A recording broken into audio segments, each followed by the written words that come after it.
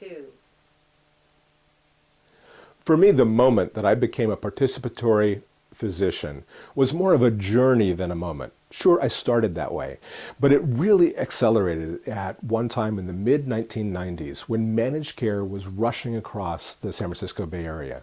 I was already a pediatrician in private practice, enjoying seeing about 3 families an hour, when all of a sudden I was asked to see 4 families an hour, and then 5, and then 6, and then 7, and then 8, all in about an 18-month period.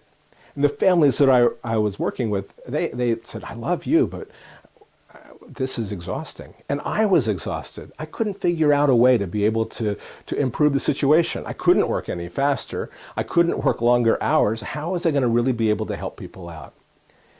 And it dawned on me that perhaps that by brainstorming together, we might come up with a solution. Now, I talked to some colleagues about that, and they said, bad idea. You don't want to ask patients about this kind of thing for 2 reasons. 1, it might alert them that there's a problem. And 2, anything they come up with won't be realistic.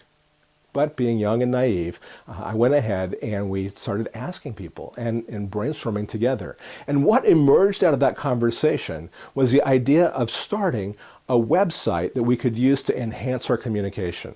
Now, this was back in 1995, before Google, before eBay, before Microsoft even had Internet Explorer. It was what the AMA called the Pioneer Physician website.